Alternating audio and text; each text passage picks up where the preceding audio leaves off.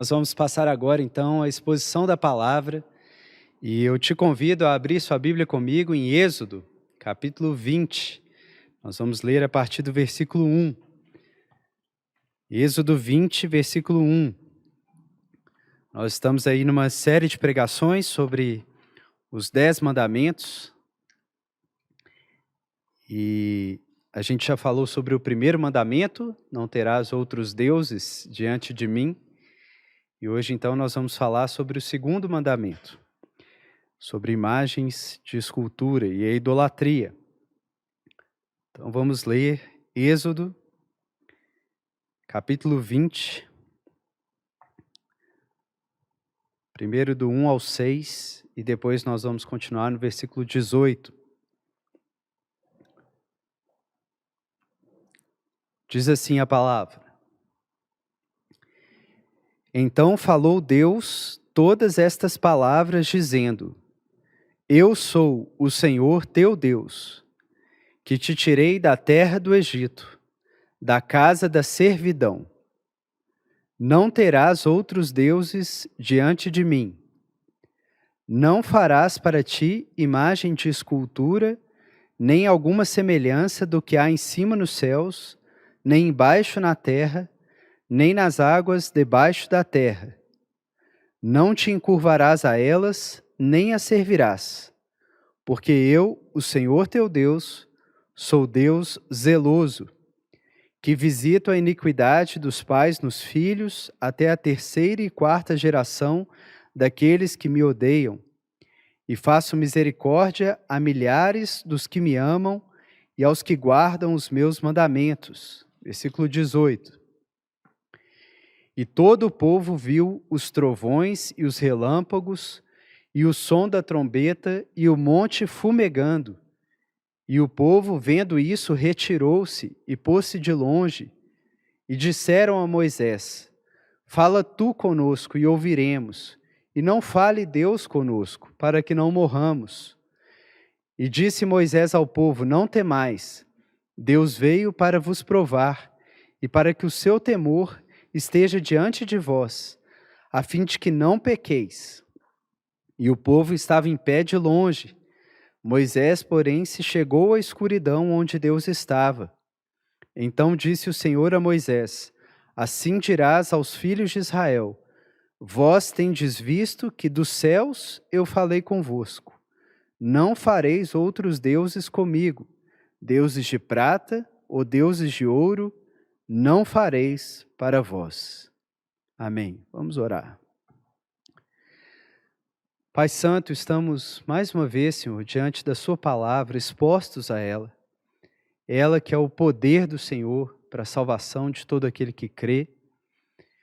Nós pedimos, Senhor, para que esse poder se manifeste nessa manhã, que não seja meramente, Senhor, uma instrução cognitiva, o ouvir algo que já sabe, mas que seja o Senhor falando conosco, Senhor, com o poder que somente a sua palavra tem sobre nós, de penetrar no mais profundo da nossa alma, Senhor, de tocar o nosso coração e de reorganizar a nossa vida, Senhor, a partir de um coração que foi quebrantado e contrito pelo Senhor. Faz isso mais uma vez conosco nessa manhã. Nós te pedimos para a glória do seu nome, para a edificação da igreja e para o bem do mundo, Senhor. Em nome de Jesus. Amém. Irmãos, então hoje nós estamos falando do que na nossa tradição é tido aí como o segundo dos 10 mandamentos. E ele está no versículo 4 que a gente leu. Não farás para ti imagem de escultura, nem alguma semelhança do que há em cima nos céus, nem embaixo na terra, nem nas águas debaixo da terra.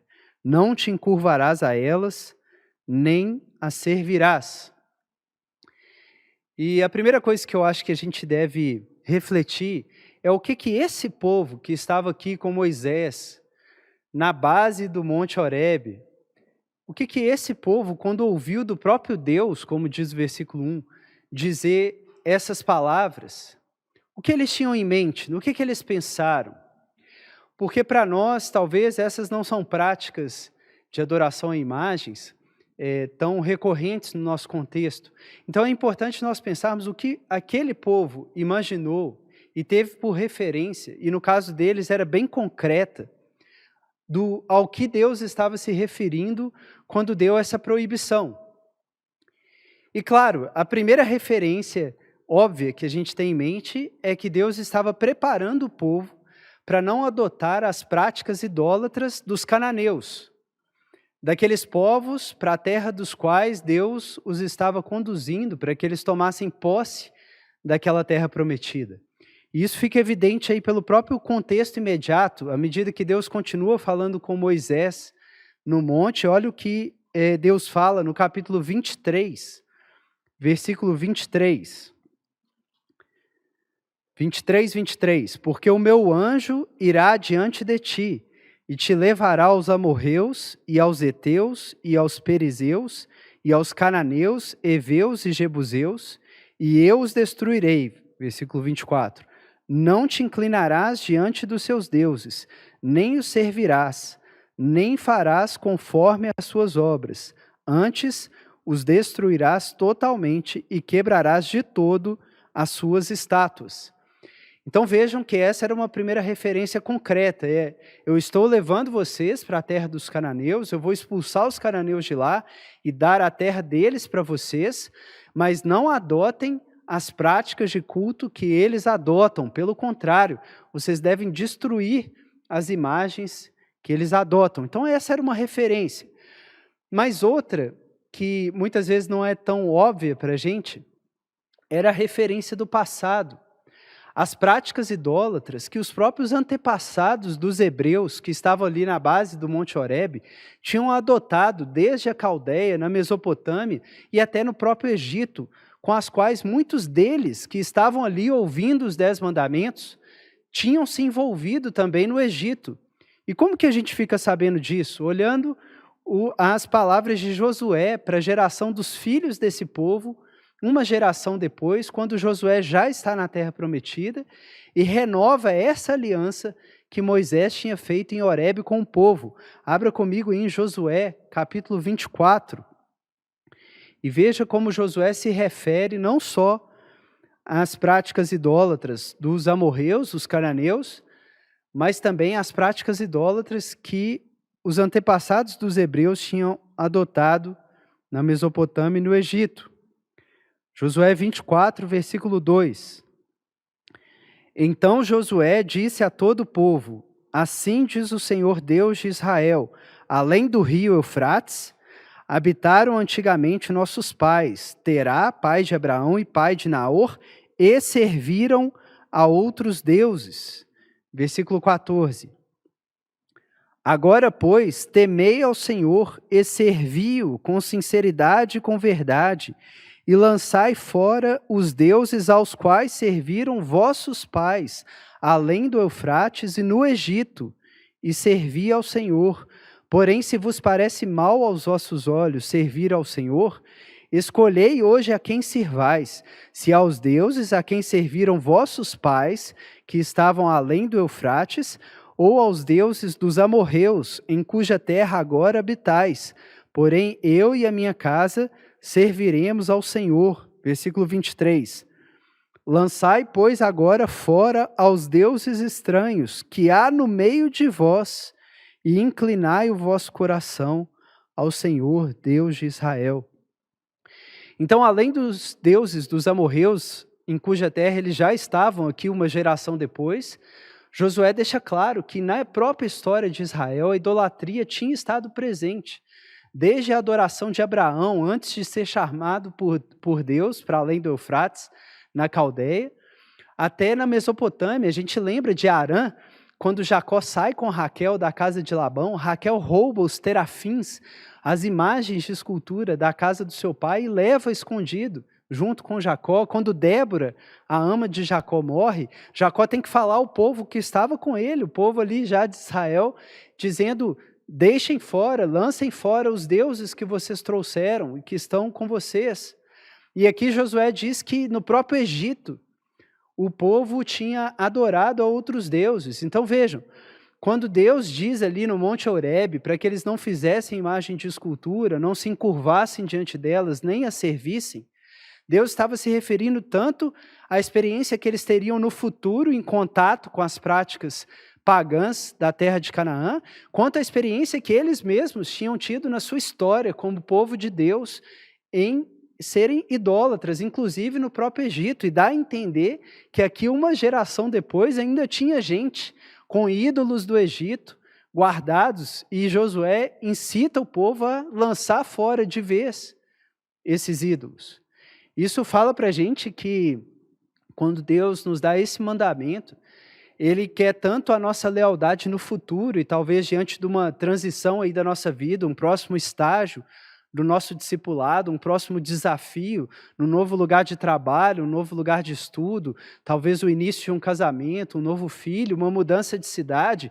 Deus já está te advertindo de que Ele quer a sua lealdade diante das práticas idólatras que você vai encontrar nesses novos contextos. Ele não vai disputar a sua lealdade com esses deuses, mas também te convidando, como diz 2 Pedro 1, versículo 9, a não ficar cego e deixar de ver as coisas de longe e se esquecer da purificação dos seus pecados antigos, daqueles valores que talvez a sua família exaltou de maneira desproporcional e você carrega isso com você até hoje, uma sobrevalorização da estabilidade financeira, uma sobrevalorização do próprio valor da família ou do valor da nação, e você carrega isso e Deus está dizendo, olha, eu não aceito disputar a lealdade nem com seus desafios no futuro da caminhada, nem com aqueles que vêm do seu passado e que você carrega com você até hoje. Lancem fora os ídolos. Lancem fora os ídolos do seu passado, do seu futuro. Nós costumamos citar muito a frase que diz que Jesus clama sobre todo centímetro quadrado do universo, é meu. Mas é importante também dizer que o Pai clama sobre todo momento da vida de todo ser humano, é meu. Passado, presente e futuro são de Deus, e não só no nível individual, mas no nível corporativo, do povo de Deus, da igreja.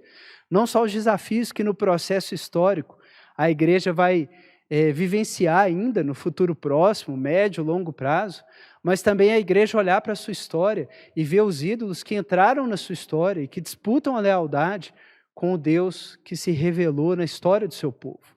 Então esse é o contexto do mandamento, é uma referência muito concreta. São aquelas práticas que penetram na nossa história, que disputam a nossa lealdade com Deus. E é interessante o termo que é usado nessa disputa, que é o termo do servir. Vocês viram em Josué o tempo inteiro, o verbo é servir, né? No versículo 2, serviram a outros deuses. Versículo 14, serviram. 15, servir. E é o aved, a palavra em hebraico, que é exatamente uma das duas palavras que estão lá no segundo mandamento, em Êxodo. Fala que a gente não deve se encurvar diante das imagens, nem servi-las, não as servireis. O que essa palavra significa, irmãos? Que talvez na sua Bíblia está traduzida aí como cultuar, mas essa palavra significa simplesmente trabalhar, servir, agir no mundo, operar. Nas linguagens de Paulo, o que quer que você faça, quer comais, quer bebais ou façais qualquer outra coisa. É o estar no mundo, o ser no mundo, o agir no mundo, tendo um corpo para realizar ações.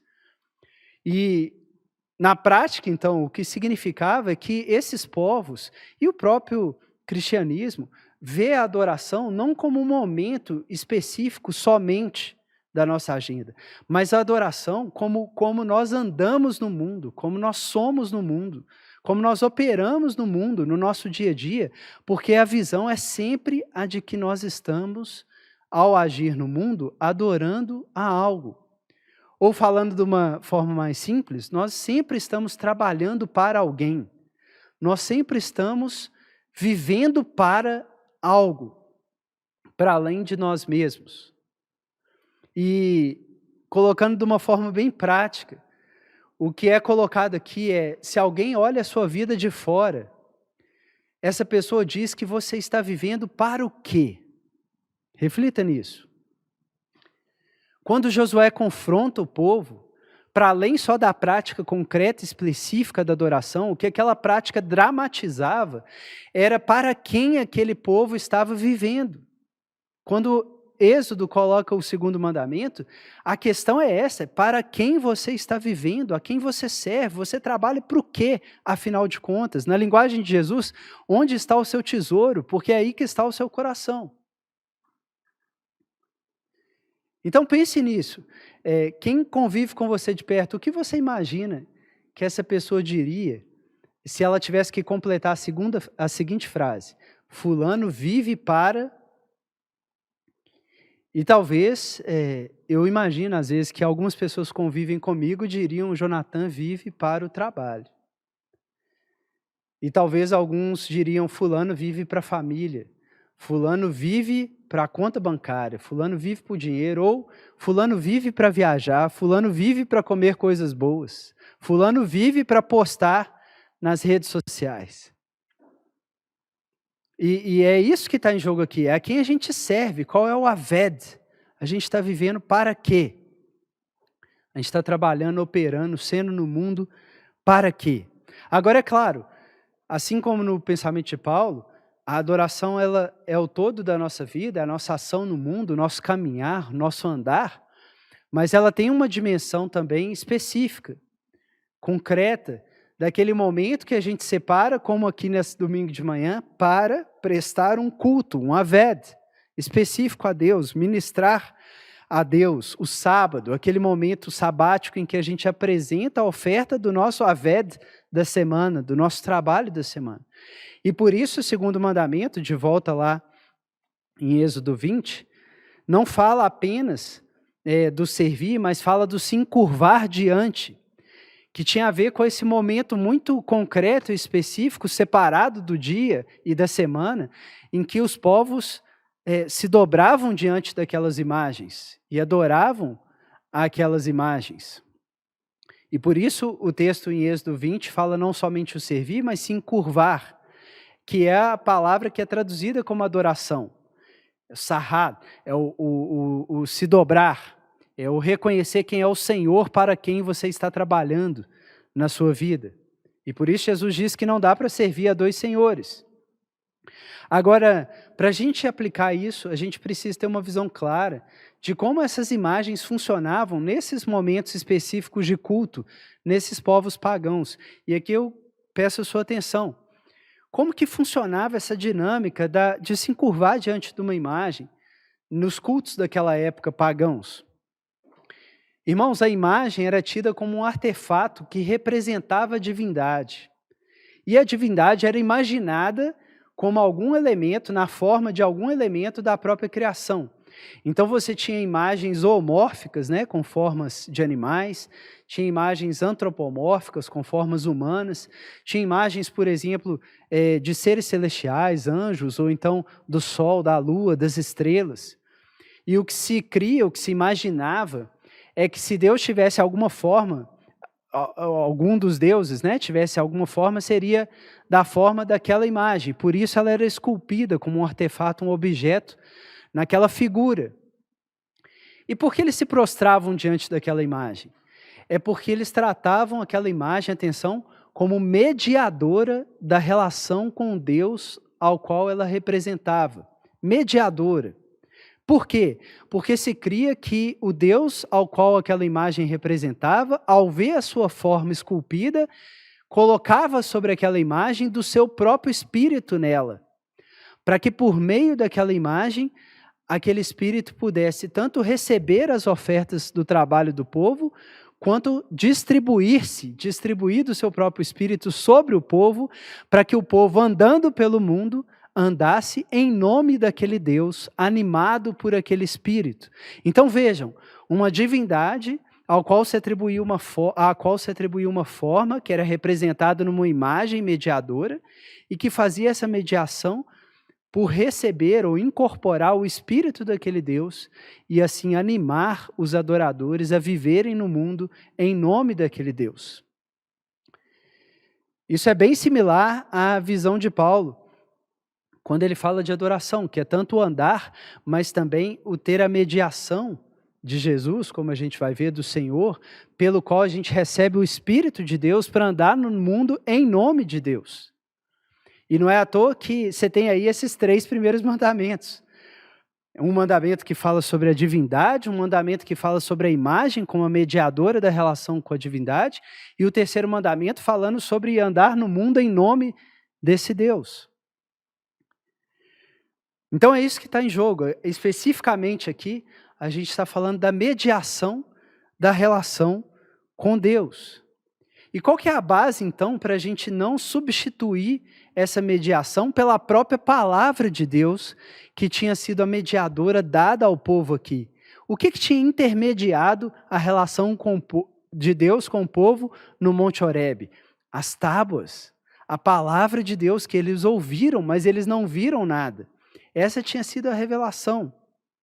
E esse segundo mandamento está dizendo, não substituam a minha palavra por imagem alguma, porque é pela minha palavra, pelo meu logos, que vocês vão ter acesso a mim e receber do meu Espírito para agirem no mundo. Então não tentem dar forma àquilo que ainda não tomou forma, em figura. E de onde vem então esse incentivo a essa lealdade à palavra de Deus? Não é do vácuo, é como já foi mencionado na semana passada, daquilo que Deus fez no mundo, que está no versículo 2 de Êxodo 20. Deus dá o mandamento à luz de quê? De que eu sou o Senhor teu Deus, que te tirei da terra do Egito, da casa da servidão. O ponto é a revelação de Deus. Deus já falou. Deus já deu a sua mediação, Ele já agiu na história, Ele já deu a sua revelação para que o povo o conheça. Então não faz mais sentido o povo manter lealdade àqueles deuses aos quais eles serviam, e daí a palavra aqui ser casa da servidão, aos quais eles faziam o aved, mas que nunca tinham feito nada por eles a não ser escravizá-los. Deus já fez algo por eles e foi libertá-los pela sua palavra, que deu o comando a Faraó, deixa o meu povo ir. E agora então, que eles têm o conhecimento de Deus, que é a favor deles, eles devem ser leais a Deus por meio da palavra que revelou quem Deus é e que os libertou da escravidão ao serviço a outros deuses. Essa é a mesma lógica que aparece de novo lá em Josué 24. Se você quiser abrir ou só ouvir, olha aí de novo Josué 24, 15. Porém, se vos parece mal aos vossos olhos servir ao Senhor, escolhei hoje a quem servais. Se aos deuses a quem serviram vossos pais, que estavam além do Eufrates, ou aos deuses dos amorreus, em cuja terra habitais, porém eu e minha casa serviremos ao Senhor. Olha o que o povo responde. Então respondeu o povo e disse: nunca nos aconteça que deixemos ao Senhor para servirmos a outros deuses. Por quê? Porque o Senhor é o nosso Deus. E como que o povo chegou a essa conclusão? Porque Ele é o que nos fez subir a nós e a nossos pais da terra do Egito, da casa da servidão, e aqui já tinha mais história, né? E o que tem feito esses grandes sinais aos nossos olhos, e nos guardou por todo o caminho que andamos, e entre todos os povos pelo meio dos quais passamos, e o Senhor expulsou diante de nós a todos esses povos, até ao amorreu, morador da terra, e então também nós serviremos ao Senhor, porquanto é nosso Deus. Então, qual é a lógica em Êxodo e em Josué? Sobre tanto não ter outros deuses, quanto não fazer ídolos. O ponto é, Deus já nos libertou da mão desses ídolos que nos escravizaram, e Deus já mostrou na nossa história que Ele é o nosso Deus, que pela sua palavra nos liberta. Quem sou eu para agora esquecer do que Deus fez por mim? Pense nisso. Quando eu pergunto de para quem você tem vivido, ou para o que você tem vivido, para o que você tem trabalhado, no fim das contas, o que resume a sua vida, a resposta tem que ser Deus, pelo que Deus já fez por você. Porque se não for Deus, isso significa que você está se esquecendo de como Deus já se revelou na sua história. Você lembra, irmão? Você lembra o que Deus já fez por você? Você lembra onde você estava, como era a sua vida, quando você não tinha conhecimento de Deus? Quando a palavra, o Logos, Cristo, não tinha brilhado diante dos seus olhos. Lembra como era uma escravidão de viver em função de falsos deuses que só escravizam, que só te prendem, como você não tinha liberdade verdadeira, como você não estava pronto para morrer, vivia com medo da morte. Lembra disso? Como voltar a isso, irmãos? É esse o ponto. Eu sou o Senhor teu Deus que te tirei da terra do Egito. Você me conhece, você sabe o que eu fiz na sua história. Não viva por menos do que por mim. Eu sou o Deus da liberdade. Não volte à escravidão. Não seja como a porca que, uma vez lavada, volta à lama. Volta à lama. Não abandone a revelação, a palavra. Não esqueça a Bíblia na estante, não se esqueça de Jesus, não perca Jesus de vista. Lembre do que Ele já fez por você. Irmãos, essa dimensão da história, ela é importante porque Deus ele não é um conceito abstrato. Deus é o que Ele revelou, o que Ele é na história. E não precisa se prender só à sua história individual. Leia a Bíblia, veja quem Deus é, o que Ele já fez na história do seu povo, Israel, a igreja. E como diante dos atos de Deus na história, da revelação dele, quando você leu o Evangelho pela primeira vez, e aquilo você viu que era por você, como que isso captura e deve capturar o seu coração para total lealdade. Então esse era o ponto, Deus já se revelou. O louvor dele, ele não vai dar as imagens de escultura, ele já colocou um louvor nos seus lábios pelo que ele fez, que esse louvor não seja direcionado a ninguém a não ser a ele. Mas nessa fase da revelação tinha mais um motivo também para não fazer imagem de escultura.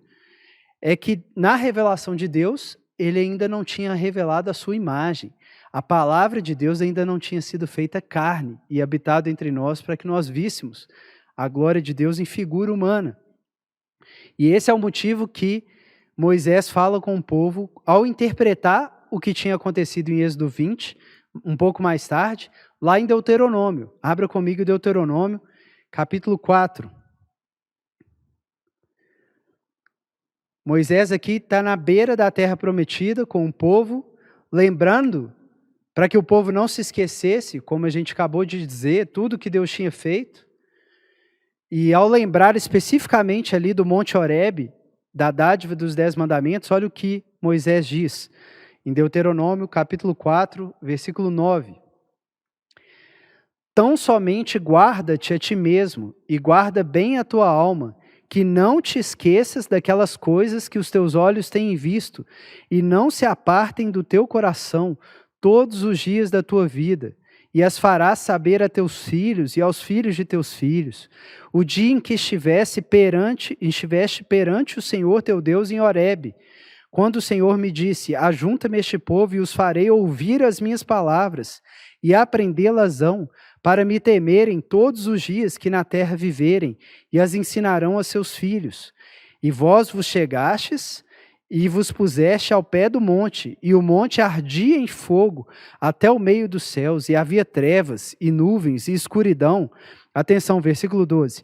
Então o Senhor vos falou do meio do fogo, a voz das palavras ouvistes, porém, além da voz, não vistes figura alguma.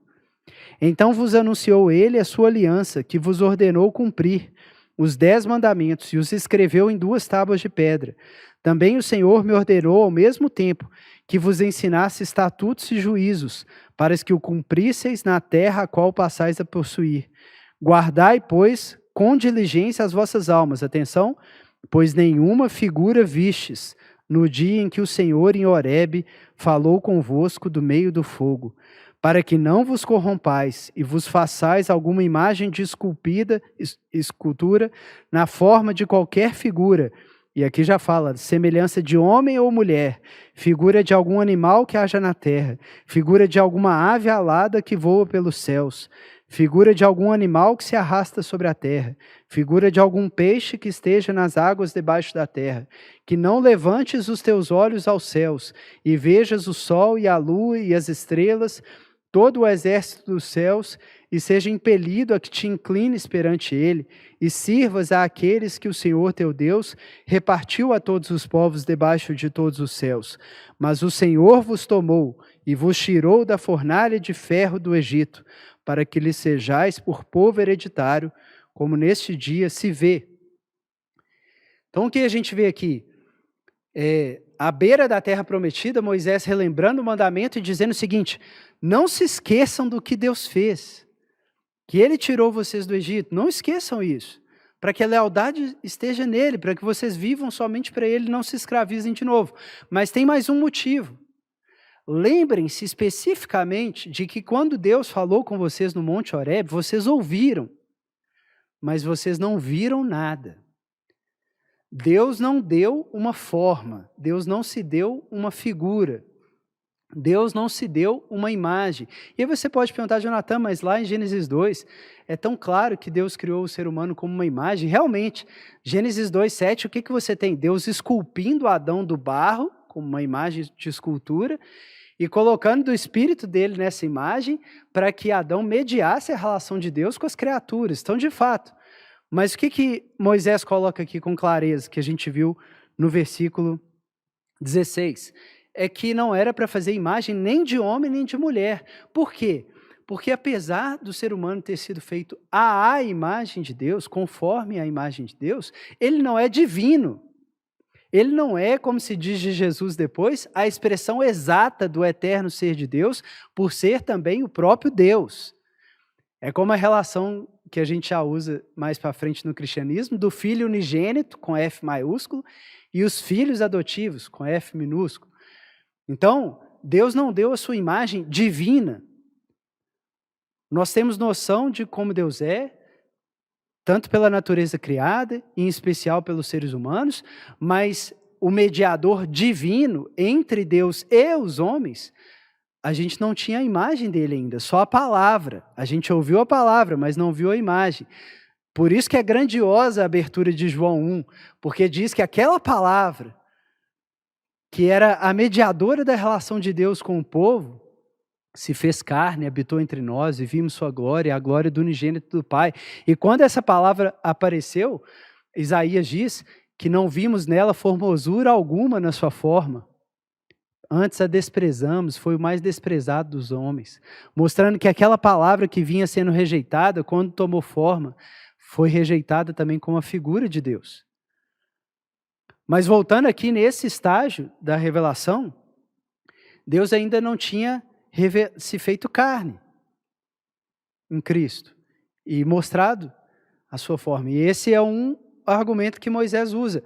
Vocês não viram nada. Então, não imaginem Deus de forma alguma. Por quê? Porque imaginar seria rejeitar a Deus como ele se revelou e tentar ter o controle de dizer quem Deus é.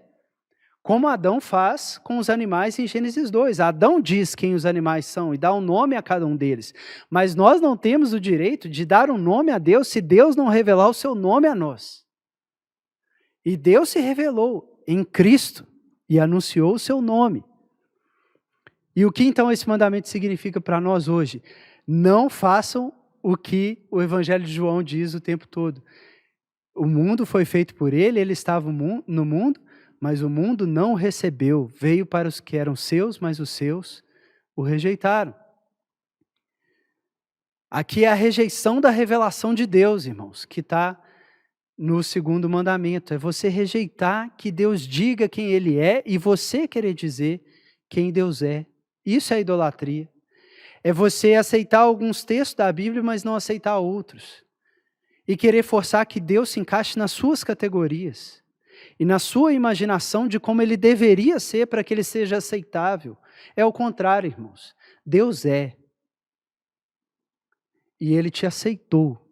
E é dentro dessa relação de aceitação que você entende a Deus e se relaciona com ele adequadamente. Então, fazer imagens é uma rejeição ativa. É uma rejeição ativa de quem Deus é. E isso que Paulo comenta no texto clássico sobre idolatria do Novo Testamento, que está lá em Romanos. Se puder abrir comigo, Romanos capítulo 1.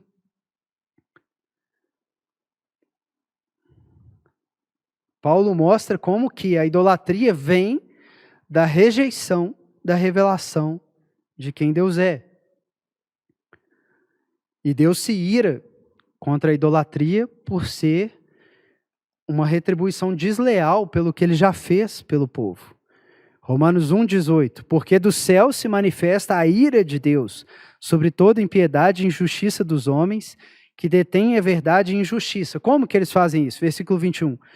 Porquanto, tendo conhecido a Deus, não glorificaram como Deus, nem lhe deram graças. Antes, em seus discursos se desvaneceram e o seu coração insensato se obscureceu.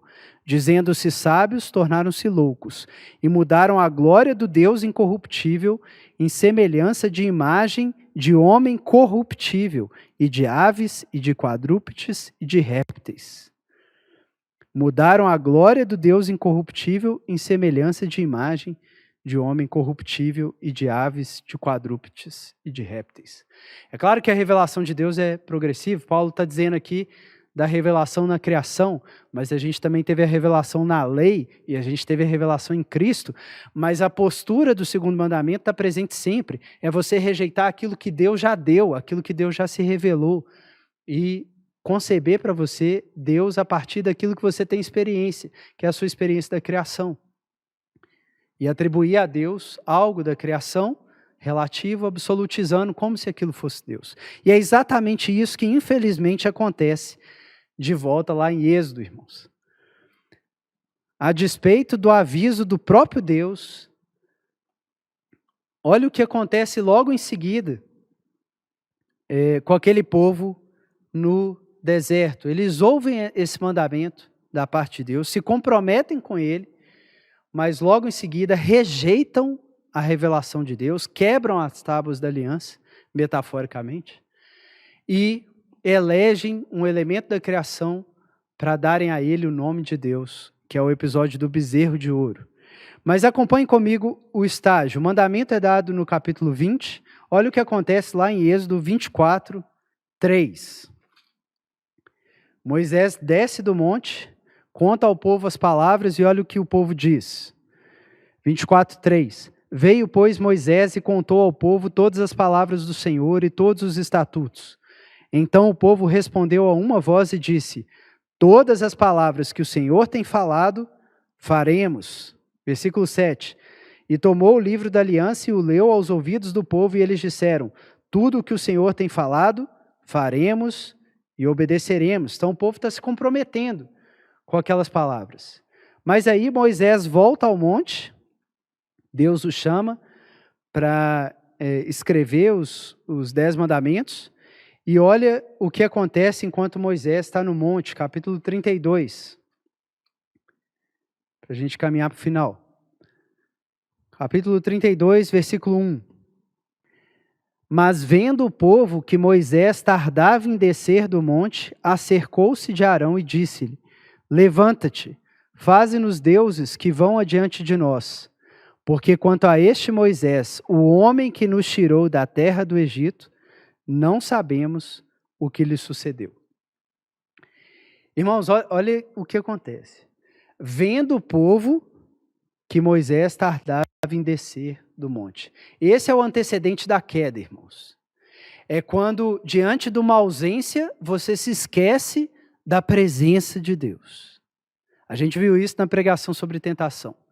É quando, diante de uma privação, aqui no caso da privação do líder, da presença de Moisés, você perde toda a dimensão do que Deus vinha fazendo, do que ele prometeu fazer, e se torna cativo do presente, sofrendo a ausência ao ponto do desespero e tentando presentificar o Deus que você acha que não está mais presente com você. Essa é a dinâmica da tentação, irmãos. É o diabo tentar te fazer esquecer do que Deus já fez, do que Deus prometeu, e olhar para o presente em que há uma aparente ausência, para que você tome providência ao invés de confiar na provisão de Deus. É a miopia, é o esquecimento. E diante dessa miopia e desse esquecimento, tão cedo, tão pouco tempo depois da dádiva dos mandamentos, o que o povo diz? Rejeita a Deus. Olha o que eles disseram. Quanto a este Moisés, o homem que nos tirou da terra do Egito, não sabemos o que lhe sucedeu. Irmãos, compare isso com o prólogo dos 10 mandamentos. Eu sou o Senhor teu Deus que te tirei da terra do Egito. O que eles falam aqui? Esse Moisés, esse homem que nos tirou da terra do Egito. Olha como que você já tem aqui uma rejeição de Deus e do mediador humano, que aqui no caso era Moisés, na linguagem do povo. O povo não está mais dizendo, foi Deus que nos tirou da terra do Egito. O que o povo está dizendo? Foi Moisés, foi aquele homem que nos tirou. E aquele homem, a gente não sabe mais o que aconteceu com ele. Por isso que, em algumas tradições, o primeiro e o segundo mandamento são misturados, porque quando você rejeita a Deus, você automaticamente está rejeitando o seu mediador. Quando você rejeita o mediador, você está rejeitando Deus. E aqui Moisés é o arquétipo de Cristo. Eles estão rejeitando aquele que era o mediador da revelação e, consequentemente, dizendo para Arão, a gente nem lembra que foi Deus que tirou a gente do Egito. E quando há esse esquecimento, o que eles falam para Arão? Faze-nos deuses que vão adiante de nós. Em outras palavras, nós não temos Deus, porque se você tem que fazer um Deus é porque você não tem. Mas eles tinham. Então, o que está acontecendo aqui? Ativamente a rejeição de Deus. É uma rejeição ativa do Deus que eles tinham, um sepultamento desse Deus. E, consequentemente, faça-nos então um novo Deus, porque aquele a gente matou. Não é à toa que muitas tradições associam o primeiro mandamento de cada tábua um com o outro, o segundo um com o outro, porque você rejeitar a Deus, que é o primeiro mandamento, é como matar. É você sepultar, colocar uma pedra no passado e se esquecer de Deus, como o filho pródigo. Você quer a herança, quer a terra prometida, mas não quer o pai. E aí, quando você quebra o primeiro mandamento, consequentemente, o que você vai fazer? Quebrar o segundo, o adultério. Você rejeita o noivo que o pai tinha preparado, e como uma noiva, como diz Provérbios, rejeita o noivo da sua mocidade e vai buscar novos prostitutos, adúlteros, novos com quem se relacionar. A quebra do primeiro, não matarás. A quebra do segundo, não adulterarás contra o revelador de Deus, o filho, o noivo do povo de Deus. Mas é isso que eles fazem, eles falam, rejeitamos o pai, rejeitamos o filho, faça-nos um Deus. E aí, a maneira como isso é colocado é como guerra. Essa palavra que está aí, acercou-se de Arão e disse-lhes. Gente, isso aqui é briga, isso aqui é porfia, é rebelião. Quem fez isso? Os anciãos do povo, que eram exatamente os mais velhos, encarregados de serem a memória do povo de Israel, aqueles que diante de uma aparente ausência, por conta de Moisés estar no monte, lembrariam ao povo, gente, calma, lembrem-se do que Deus fez por nós. Certamente Ele não nos abandonou, mas esses que eram para ser a memória, tomam a liderança do esquecimento e brigam com Arão. Esse é o pecado do povo, a memória curta. Querem a prosperidade imediata, mas não a relação com o Deus da bondade. E qual é o pecado da liderança? É que a liderança ama mais a glória do povo do que a glória de Deus. E Arão cede, é o que acontece no versículo 2. Arão lhes disse, arrancai os pendentes de ouro que estão nas orelhas de vossas mulheres e de vossos filhos e de vossas filhas e trazei-mos. Então todo o povo arrancou os pendentes de ouro que estavam nas suas orelhas e os trouxeram a Arão. E ele os tomou das suas mãos e trabalhou o ouro com um buril e fez dele um bezerro de fundição. Então disseram, este é teu Deus, ó Israel, que te tirou da terra do Egito. E Arão, vendo isso, edificou um altar diante dele e apregoou Arão e disse, amanhã será festa ao Senhor. E no dia seguinte madrugaram e ofereceram holocaustos e trouxeram ofertas pacíficas. E o povo assentou-se a comer e a beber. Depois levantou-se a folgar. Irmãos, eu não quero me estender mais, mas o que a gente vê aqui com clareza é que uma vez que o primeiro e o segundo mandamento são quebrados, todos os outros são. O nome de Deus é tomado em vão. Um bezerro recebe o nome de Deus. O sábado, que era o momento de celebrar a Deus, Arão marca o dia de amanhã para ser a celebração ao bezerro. E os demais mandamentos, que se resumem no 10º, a concupiscência, é onde o povo chega aí no final do versículo 6. Se reuniram-se para folgar. Gente, isso era uma festa idólatra, com prostituição, com nudez, que é o que Moisés fala aí no versículo 25. O povo estava nu, cheio de concupiscência, se entregando uns aos outros, como Paulo fala em Romanos 1. Então, irmãos, o primeiro e o segundo mandamento são fundamentais. Porque se você rejeitar a Deus e rejeitar o revelador de Deus, a sua vida vira uma bagunça, irmãos, e o caos se restabelece. Esse bezerro provavelmente era Apis, um deus egípcio que tinha a forma de um bezerro. Quão rapidamente o povo voltou, logo depois de dizer que obedeceria as palavras, voltou exatamente ao que o mandamento queria guardar, que era da idolatria aos deuses do Egito. Estão aqui de volta, adorando os deuses do Egito. E Deus é zeloso, irmãos. A ira de Deus se acende. Mas a mensagem graciosa é que essa ira caiu sobre a imagem exata do eterno ser de Deus no Calvário. E Deus continua nos dando a advertência de que Ele é zeloso. Mas essa advertência está no contexto do pacto que Ele fez conosco no sangue do Seu Filho.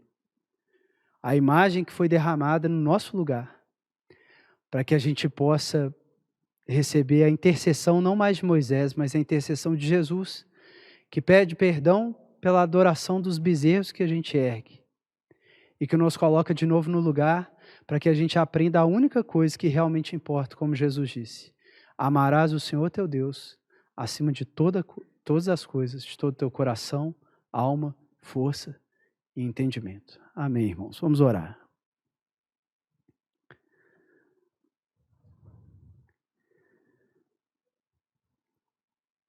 Pai Santo, perdoa-nos, Senhor, porque nosso coração é idólatra, Deus. Nós carregamos ídolos do passado e nós corremos o risco de nos dobrarmos diante de ídolos aos quais ainda seremos apresentados, Senhor. Nós temos memória curta, Senhor.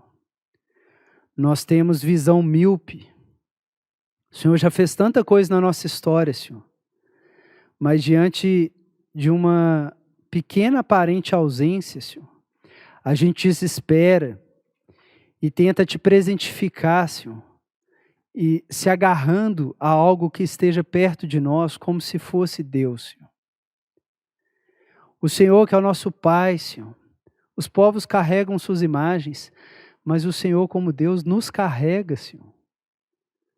Nunca nos abandona, Senhor. Não temos motivo para crer, Senhor, que o Senhor não está conosco. E ainda assim, Senhor, vez após vez, quando o Senhor oculta a sua face por trás das nuvens, Senhor, nós rapidamente quebramos a promessa que fizemos, Senhor, de sermos leais ao Senhor da nossa vida que nos libertou da escravidão. E voltamos para a lama, Senhor. Misericórdia, Senhor. Sabemos que o Senhor é Deus zeloso e que se a palavra dita ali e mediada por anjos nos 10 mandamentos, Senhor, recebeu condenação, quanto mais pisar aos pés o Filho de Deus, quando não só a palavra, mas a palavra em carne foi manifesta diante de nós. Então dá-nos temor, Senhor, dá-nos temor, porque o Senhor é Deus zeloso, Senhor. Mas dá-nos esse temor no contexto da alegria, de que a ira do Senhor já caiu sobre a sua própria imagem, Senhor, para nos amar até o fim. E o Senhor não vai nos abandonar, Senhor. Mas assim como Oséias com Gomer, Deus, o Senhor vai sarar nossa prostituição até o final, Senhor. Sara mesmo, Senhor. Para a sua glória, para a nossa alegria, Senhor. E para o mundo ver refletida em nós a sua perfeita imagem. Em nome de Jesus. Amém.